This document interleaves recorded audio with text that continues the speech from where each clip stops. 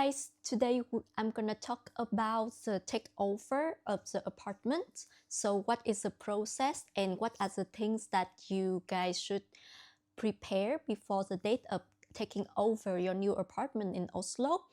And the second part of the video will be about just me showing you guys around the apartment, and it's gonna be a empty apartment tour.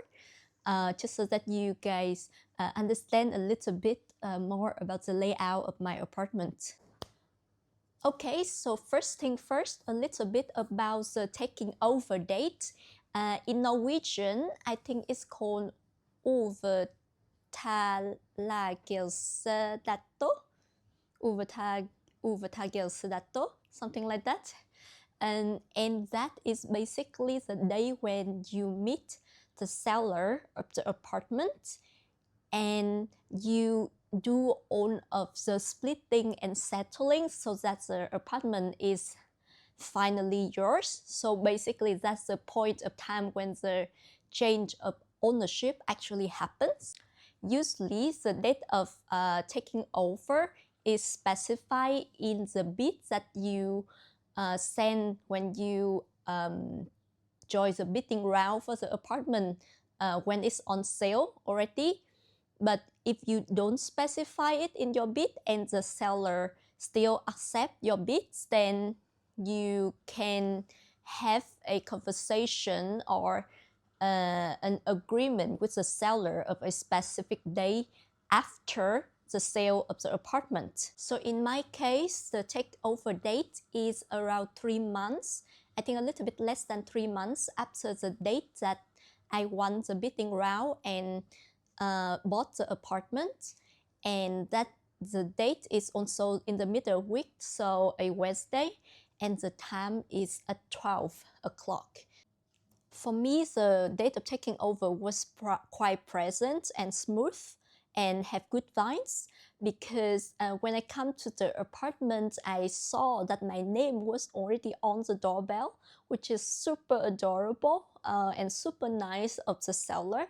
And also she prepared a bottle of apple juice and also 2 champagne glasses so that I can celebrate it with my friend when we come and take over the apartment as well. So that was super nice, and everything was going almost seamlessly.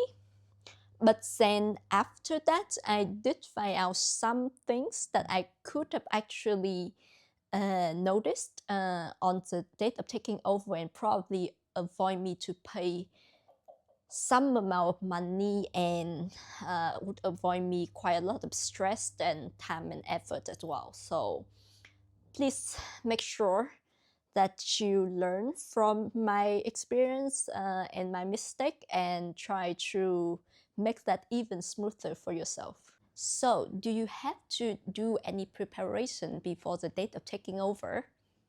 Yes, you do. And the reason is that the date of taking over can be overwhelming to yourself. So in my case, what I do is that I try learning about the procedure, which you're gonna find out in this video. And I also ask around and do research and also have a quality talk with ChatGPT and prepare a list of things that I'm gonna check during the takeover. So the procedure is that you just come to the apartment and meet the seller. And the first thing we do is to check the storage spaces outside the apartment if you have any. In my case, I have one storage unit in the loft and one storage unit in the basement. So 2 spaces I have to check before going and check the apartment. And for the storage, it's quite easy because basically if it's a empty space and there's no trash and a lot of dust all around, and then that should be fine. And for the apartment itself, there are a lot of things to check. So I just go around from room to room and go through my checklist and just kind of tick off everything as I go along the way. And after I have checked everything, then I and the seller will have to sign a form which basically says that we agree on that the apartment is handed over in a tidy and clean state and everything is in place. And we agree that the selling amount is going to be transferred fully to the seller. And we also, within the form, will have the ability for me to choose a new electricity provider like immediately. And in my case, I have 3 choices. And I just chose one of them as a new electricity provider. And the thing that is that I can always change it back like immediate later. So that should not be something that you should stress about. Of course, you can do some research before, but in my case, I didn't do any research, and so far, I think I'm still quite happy with what I'm using. But just so you know, no stress about the electricity provider. And because I take over the apartment in the middle of the month, there's some costs, some monthly costs that need to be settled. So the first thing is, yes, the electricity. So I have to read the electricity meter together with the realtor, the broker, real estate broker, and then fill it into the form so that then from that point on, I will be the one who pay for the electricity of the apartment. And the second expense to be split is the housing, the monthly fee for the housing association. And in my case, it's a little bit more than 3,000 krone per month.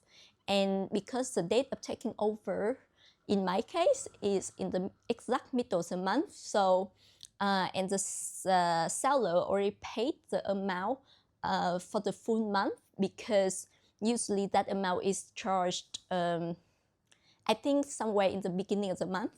So then we just divided the amount into 2, and then I just VIPs the seller the amount that the half of the amount. And yeah, so it can be done quite unofficially by that, just like transferring the money without any documentation of that. Yeah, and after that, we sign the form and I say goodbye to the seller, and the apartment is officially mine.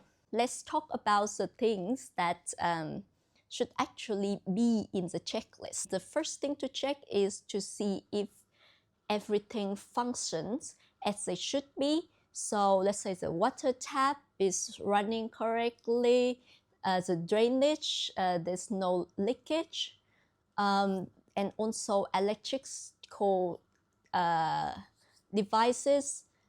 Usually they say that they are sold as they are. So if they're broken or something, then probably I'm not sure how it's going to work out, but it's still worth checking. The lighting, is there any light bulbs or that is not working? Any switch that is not working? Any outlet that is not working? And you also need to check whether the window and the doors are closed correctly, and also the keys as the important things. You need to have all of the keys that you will use in the apartment, and also for the storage spaces and for throwing the trash out, and also for the mailbox. So all the things like that. And for me, one of the most important things that I really have to check is the hidden areas that can be untidy or dirty or damaged. So I have on my checklist to check all of the area at the back of a fridge or under a fridge, at the back of the oven or under an oven, and also top of the cabinet, and things like that. I also don't really want to clean after the drainage of or toilet or something like that. Places that can easily accumulate a lot of waste over time and can be very frustrating to clean. Then I also check. So I check the drainage in the bathroom, and they were basically spotless. But there is one thing that I kind of forgot to check or did not really think about is the ventilator. And in this apartment, the ventilator is in the bathroom, and that is a natural ventilator. So there is some hole that connected to the central ventilator system of the apartment building, but there's no actually energy running any active exhaust fan or something like that for the ventilator.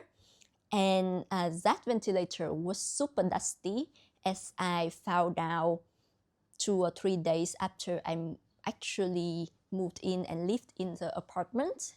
And the second thing is also on the ceiling. So apparently ceiling is a spot that I did not really pay attention to when I take over the apartment. So then the spotlight on the ceiling of the bathroom was also full of dust in the space in between the spotlight and the hole that the spotlight is installed into.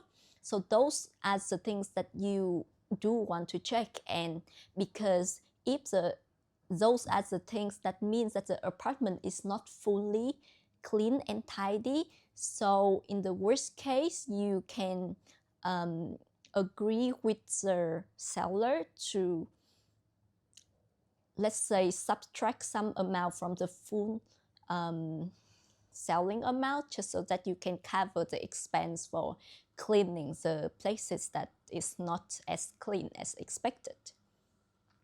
So then that was my experience.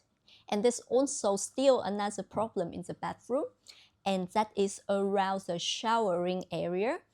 I know beforehand that there's some cracks in the tiles, but the what is that tilstand report in English? I think, let's say, condition report say that even though there are cracks, but the membranes of the bathroom is still intact. So there should not be any problem related to like water damage or things like that affect the structure of the apartment or the building. So that was okay, and I was aware of that, but I did not remember if I saw some black dots that looks like black what is that, black mold in the showering area. And I think so after I took over the apartment, I went for vacation for like 2 weeks. So then when I come back and I use the showering area for like a week, I started noticing that there are some black dots here and there in the corner where the walls meet the ground, around the grout. So then I think that could be black mold, but then I don't really know if that is already there on the day that I take over the apartment, or if it just recently appeared. And if it's recently appeared, then this was only 1 week that I actually used the showering area, so they show up very quickly if it's the later case then. But then the lesson learned is that, yes, check the shower area, because that is where the mold can grow the most, and you definitely don't want mold in your bathroom. There's another problem that is quite big, and that is after also just 2 or 3 days of actually living in the apartment, I noticed that there's a strong smell from the toilet, and I'm not sure where that is from. Is that from the surface of the toilet? Is that from the water tank of the toilet, or is that in some kind of piping system underneath? So I was not sure. But then when I tried to lift up the lid of the water tank, I saw that it looks terrible. I'm not sure if you want to take a look at it, but yeah, basically I'm gonna show a photo here. So in 1 second, so if you don't want to see it, just skip this section, like skip the next, I don't know, 20 seconds or so. So basically the water tank looks super old and rusty and dusty, and the flushing button was even broken, and I was almost 100% sure that the smell come from that water tank. But then when I try to smell the water tank, I do notice slightly a little bit of the smell, but not that kind of like smell that I notice when it's just like overwhelming in the bathroom. So then I also noticed that whenever I close the lid of the toilet, then the smell is better. So then I think it must come from the toilet itself, even though I make sure that it's spotless already, there's still smell from time to time, and the smell is just like a strong, accumulated over a long period of time urine smell. And then when I take a closer look, then on the surface of the bowl of the toilet, there are just like spots where there are discoloration, so it's not even white anymore, but those are just tiny spots. So I think the main reason is that the toilet has been very old, and the surface even been worn, and then it just absorbed the urine over time, and that is what caused the smell. So then I have to, I decided that I have to do something with the toilet. Ideally, I should replace it completely because it's super old and super rusty anyways. So then what I did is that I contacted the insurance company, and this is a very important thing, because when you actually sign the sale contract, there's an option for you to opt in for the home buyer insurance or not. And the home buyer insurance doesn't cost much. I think it's around 4,000 or something.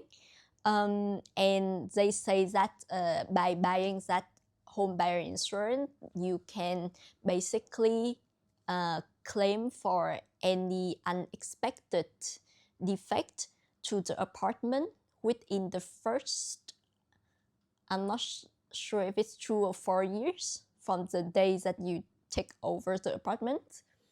So then that is quite a long period of time, and this seemed like a very secure thing to do, just to be sure, because the fee compared to the whole amount that you buy the apartment for is definitely negligible. So I did opt in for the home buyer insurance as well. You can read probably more about that with documentation, but that is basically a optional thing that you can do.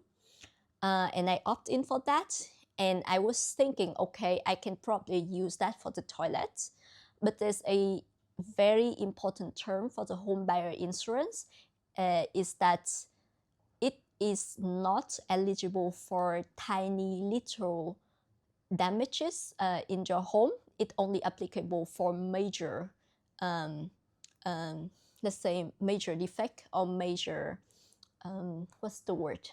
Discrepancy, deviance, something like that. So basically, it must be something that is very big and problematic, but was not expected at the time that you buy the apartment, or basically you should not be able to find out about it very easily.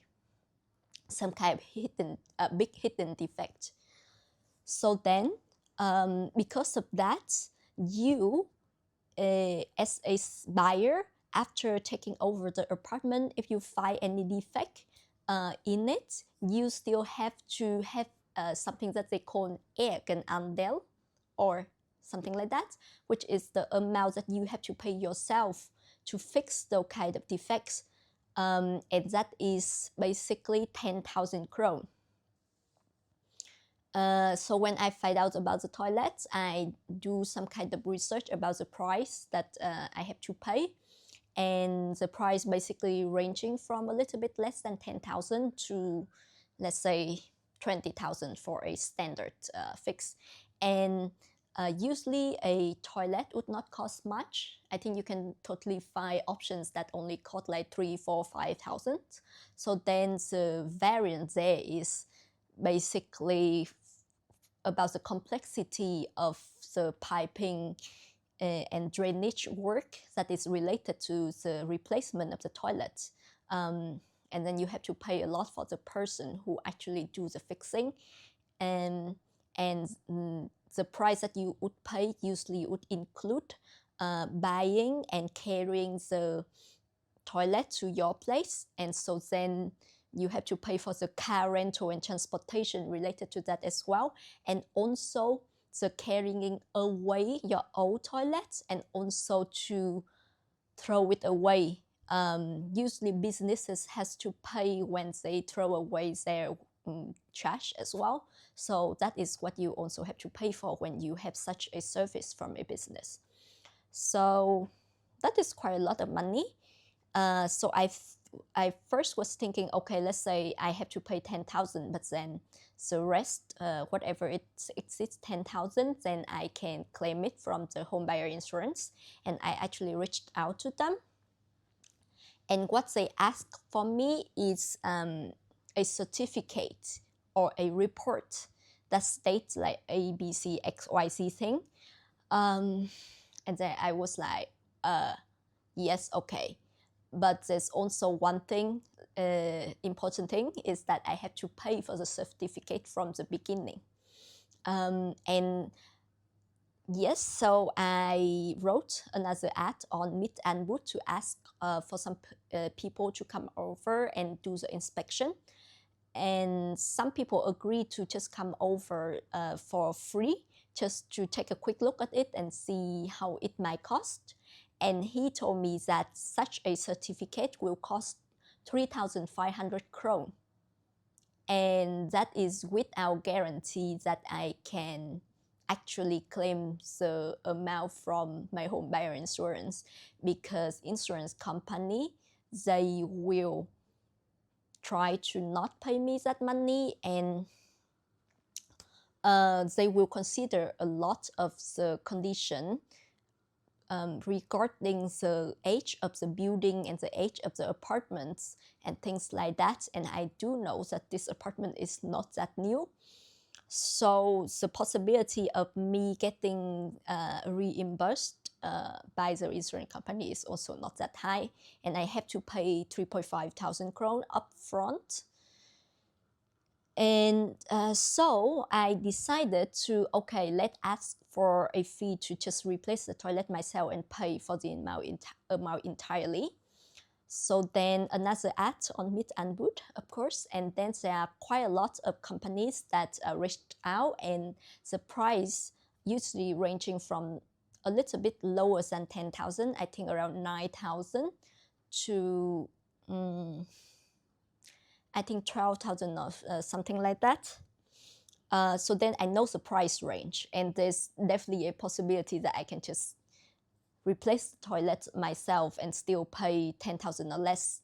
And there's also a company which the apartment association has the fixed contract with that I can contact, and that company also offer me 10,000 fixed price for replacing the toilet. So I then ended up choosing them.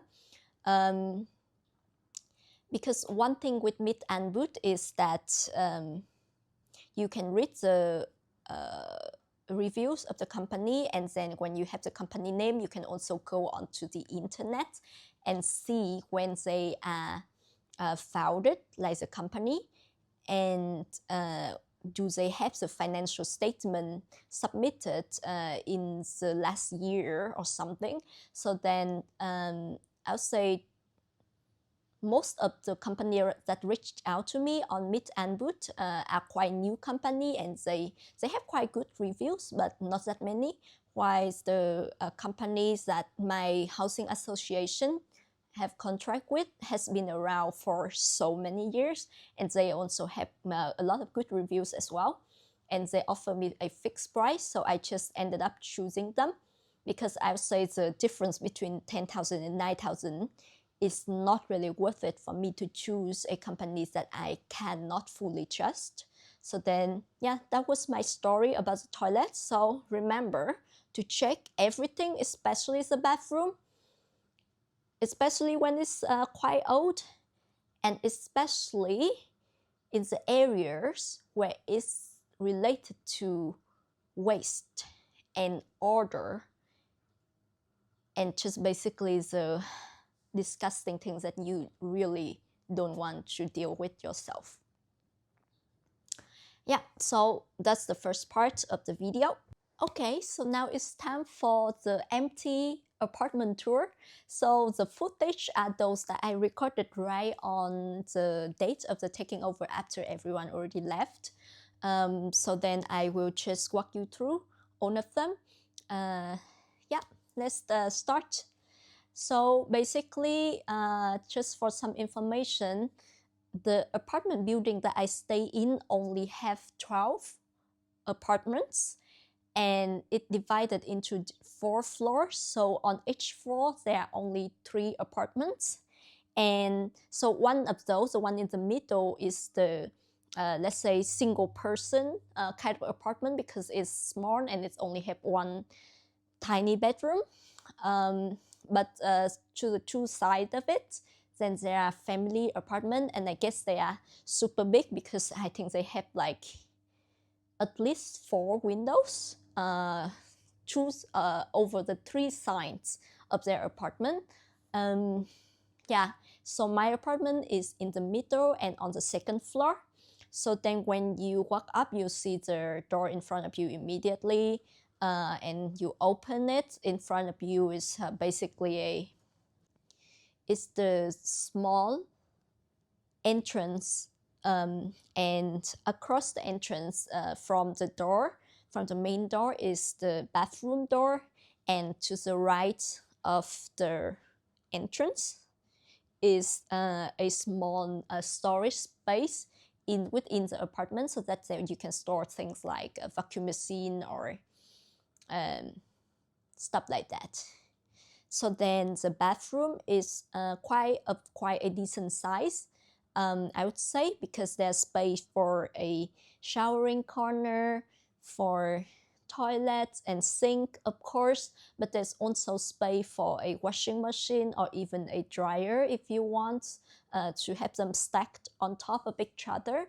And there's also a little bit of space here and there to put some storage cabinet if you want. So that is quite good. And the bathroom is quite old. I think the last time it was renovated was in 2006. So then it has been almost 20 years since the last time that it was renovated. So it looks a little bit not of the modern standard. So as I said, as you walk into the apartment, to the right of yours, there's a storage space, but to the left of yours is a door to the main space of the apartment, which is a combination of a living room, a kitchen, and a dining area. So in my apartment, let's say, yeah, so there are 2 kitchen counter cabinets area, which kind of form a L, but with the entrance door in between them, and they form a square, which in the middle of them is very natural to just put a dining table there and use that area as a dining area. And in the rest of the main room, then there's a space where you can put your sofa and just make it a living area, living room area. And also opposite to the area where you can place your sofa. There's a door that leads you to the sleeping room. Sleeping room? Is that a sleeping room? The bedroom, yes. Oh my god. I was translating from soveroom in Norwegian. I think I lose my mind a little bit right there. But yes, the bedroom is quite small, and it's only enough. I think it's just right if you put a 140 bed there, and if you in my case, I can put a 150 bed there, but then it will just be enough for me to open the door, and I cannot have a headboard for the bed. And of course, you can fit also a 120 there, which can make the bedroom look much bigger as well. And there's a wardrobe that is already there with two doors that have mirror on them, so that also makes the room a lot more bright and airy than it actually is. The thing that gave me a very good impression on the day of taking over is that it was a very nice weather day with the sun shining, and I have very big window here, and outside the window, as you can see, that just green grasses, green leaves, and peaceful houses. So then it gives such a good feeling, and everything just looks so bright and airy. And that is something that I really still appreciate a lot about this apartment and this area. So yeah, I will be revealing more and more details about this apartment, so stay tuned for future video. But until then, take care and see you in other videos.